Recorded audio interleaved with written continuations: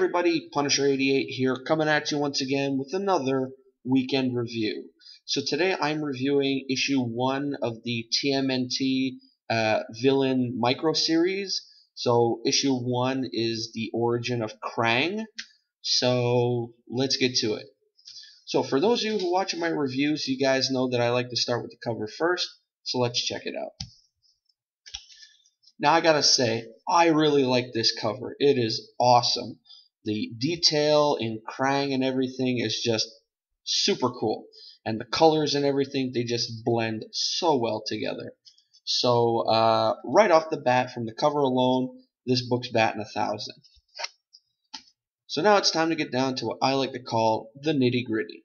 But before we get to it, I just wanted to mention to the newer viewers or newer subscribers to my channel, and that is, if at any time during this review or any of my previous reviews you notice that I look up and down at the camera quite a bit, or it just sounds like I'm reading to you guys, the reason for that is I keep my notes in front of me. Why do I keep my notes in front of me? Well, for starters, I find with the notes it helps the review flow a lot smoother. Also, if let's say I'm reading a certain part and I get stuck, I can backtrack and then keep going. And then the third reason is basically memorizing text was never one of my strong suits, so therefore the notes are actually a help aid. So if you guys are cool with that, awesome. We'll get through this review and we'll be on our merry way. So I'm going to give you guys the good, I'm going to give you the bad, and then I'm going to give you my verdict. Alrighty? So first off, the good.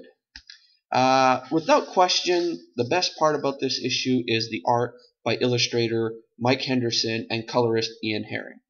My only small complaint is that the short battle sequences are a little too chaotic with the laser blasts and whatnot. But aside from that, this issue looks great.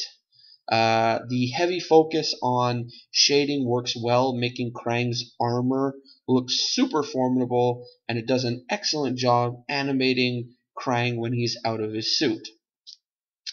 Pretty much every page looks fantastic, and while I wasn't the biggest fan of the story, my eyes had no complaints soaking in all of the panels. Also worth praising, again, this cover by Tyler Walpole. I hope that's how you say his last name. It's phenomenal, and I think would serve as an awesome, jaw-droppingly cool poster. Don't you think? Wouldn't you want to hang that on your wall, minus all the text writing and whatnot? Wouldn't that be cool? I'd hang that on my wall. Hell yeah. That is awesome. Anyway, I may not dig Krang's origin story, but I'd be a terrible liar if I said I didn't have a fairly good time watching it all unfold. Despite my gripes, and I'll get into that later, writer Joshua Williamson really keeps things moving at a very tight pace, and he does a great job bringing Krang to life without making him, sound a little too campy. He definitely has the voice down, and as ridiculous as the turn of events, it's still a blast to follow along. Now for the bad. Opinions are definitely going to be mixed on Krang's origin story, so I'm prepared for this. But I'm sure some of you will think the tale is, awesomely badass. Let's put it at that. But for me, it was just a little too out there for my taste. Seeing him transform from, a spoiled and lazy brat to a Rambo-esque commando riding a beast in just a few days kind of felt unbelievable to me, and seeing him ride that creature like a boss was kind of a wait, what kind of moment for me. I know that can easily be met with, you're talking about a book about mutated Ninja Turtles. But, when you really look at it, the poor guy was initially running like a clown at the sight of danger and clearly doesn't have what it takes to survive in such a hostile environment, And yes, I know he eventually found out it's his mind that makes him superior, and I just feel like he wouldn't survive long enough to have that, let's say, epiphany. And writing the creature was, I find, unintentionally comical. Uh, and I guess I would have, strongly preferred an alternate path to have him realize he's stronger than he believed. But let's face it, what's done is done. I also thought his troops were kind of durable, so it leaves you thinking, how'd he kill the soldier in the end? It seems clear he used his teeth, but I was under the impression their skin was, too tough for something like that. But regardless, that panel was delightfully vivid. Now for my verdict.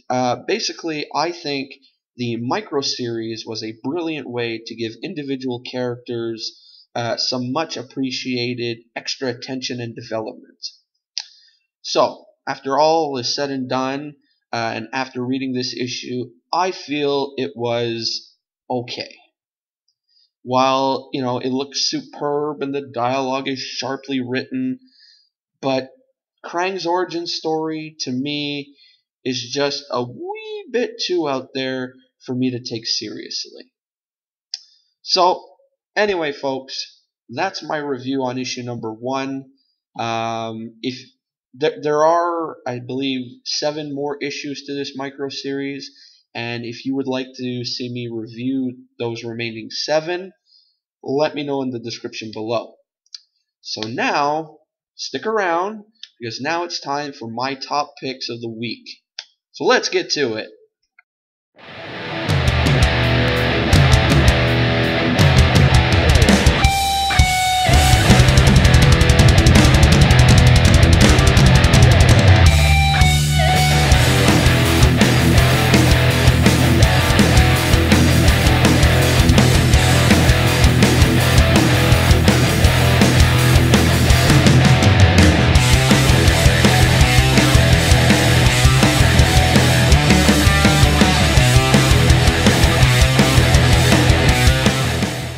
Hey everybody, welcome back. So it's that time once again where we take a look at some of the best comic book covers from the past week. So here are my top picks. Kicking off my list is Daredevil issue number 16, the Alex Maleev variant. I don't know what it is, but the artwork on this cover just works. The colors, they blend so nicely, and to put it in simple terms, it's just a great cover. Next on my list is Superman issue 41, the Joker variant by Carl Kerschel. This cover to me is just pure comedy. From the line that the Joker says to Superman, right up to the face Superman makes after hearing it. Next we have We Are Robin issue number 1 by Lee Bermejo. I'll admit, even though I'm not picking up this series, I really like the art on this cover. The watercolors really give off a Marco Rudy kind of vibe to me. Next we have Punisher issue 19 by Mitch Gerads. I had to put this cover on the list. It is one of my favorite series, and it really pains me that it had to be a Last Days book. But anyway, it's an awesome cover. The Punisher skull made out of all those, bullet casings. It just gives you that, if Frank's going down, he's not going without a fight kind of feel. So, awesome cover. Next, we have Grayson, issue number 9 by Michael Janin. I like this cover along with a few of the others in this series, basically for how they remind me of a kind of Bond type movie poster. They just give you that feel, and they're pretty cool. And then last of the main picks, and probably my most favorite cover on this list, is the 1 in 15 Ryan Sook variant for Shield issue number 7. This is probably my favorite cover of the week. basically because it looks like something right out of the Silver Age. And I'll be honest, I'm actually trying to order this cover from my shop. I already sent them a Facebook message, and I really want this cover. And as usual, I usually take a look around Facebook and Twitter and whatnot to see what covers are really, causing a big hubbub or whatnot. So this week, there's two covers that I noticed that were really getting a lot of attention over on Twitter. So the first one is Ninjak number 4 by, I hope I say her name right, Yelena Kevik Djurjevic. I know I'm butchering that, and I apologize. This is the second time this artist has been on my list, and all I can say about this cover is OMG. The character on the cover looks so lifelike, it's kind of scary, but super cool at the same time. And the second cover is MODOK Assassin, issue number 2, the Christian Ward variant. I like this cover because it's so simple. The main focus is on MODOK, and then you have Thor in the background on a all-white cover. And also another thing I like about this cover is when you look at the detail, or more the art style on MODOK itself, or himself, it kind of reminded me of when Cully Hamner drew Two-Face in the Question Convergence two-parter, and I kind of like that style. So maybe that's another reason why I like the cover so much. So anyway, that brings me to an end of another weekend review. I hope you enjoyed it.